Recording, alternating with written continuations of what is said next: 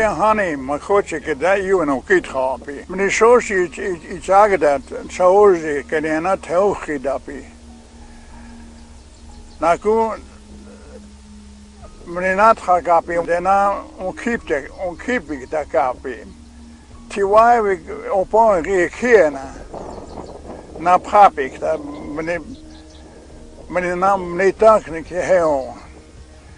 at one time all of this land was ours, but all the timber area along the Missouri River we cherished. But I understand that there is going to be a dam who will take some of this away from us.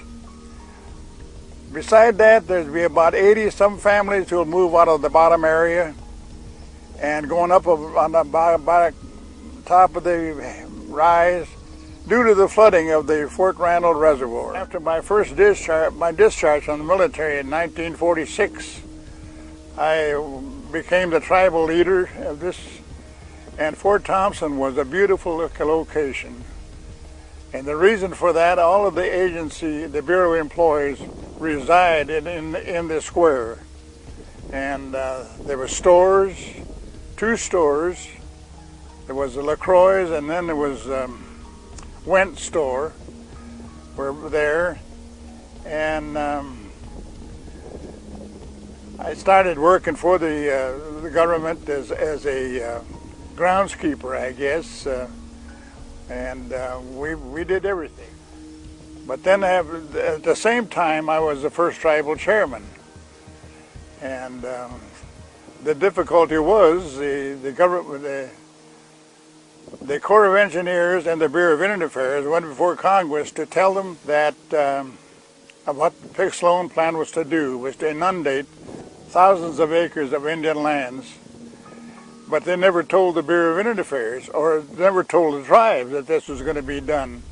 So when I came into as a tribal leader, that was one of my first big jobs that I encountered, was to go before Congress for 4 years in a row to try to get the just compensation for the people and for the people who lost their homes at the bottom land. And in so doing also, the tribe did not have a constitution and bylaws. The Indian Reorganization Act of 1934 helped the tribes to form their constitution and bylaws and getting a form of government on the reservation.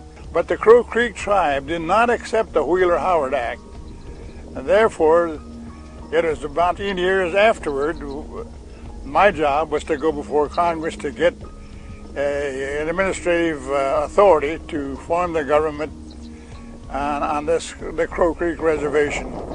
So if you look in the Constitution and bylaws, the old copy, you'll see that I am the tribal chairman, and of course there's been a lot of amendments in the years between, so things are not going like it should, and but there's been a drastic change on the reservation, and that's why I encourage young people to get all the education they can, because I went to Dakota Wesleyan University as a tribal leader, and I got to go back a little bit, because when I came back, I had my mother to take care of. So I had to make a living, so I went into cattle ranching, and the government helped me to get started, and that'll be a few miles north of the Christ Church, the Episcopal Cemetery. I'll point it out to you as we go driving on there. And that I had to do, so, but it was tough. It was tough work. But at the same time, the administrative officer of the Bureau of Indian Affairs said, you should go take advantage of your GI Bill, because the GI Bill is going to end in the coming July. So that was when I said, well, I've got to sell my cattle and get prepared. So that was in the fall of 50, well, 49, I guess, yeah. No, it's 50. and they helped me. The government really helped me to arrange these things. And then I sold the cattle out, and then I was invited to go to Dakota Wesleyan. I didn't have a car, so my friend and neighbor said, you could take my car and go to the college. So I did, and I went to Dakota Wesleyan, looked that over, and decided it was a good place, and I agreed to enroll there.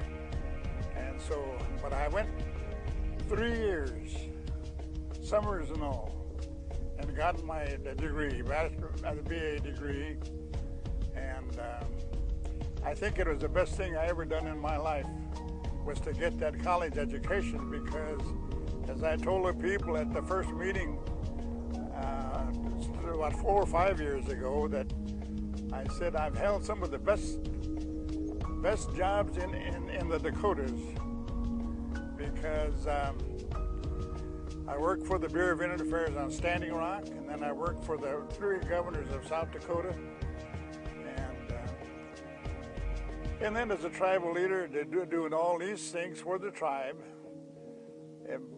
This wouldn't be possible if I didn't have the college education. So I encourage the young people to go on to school, go on and get the best education you can.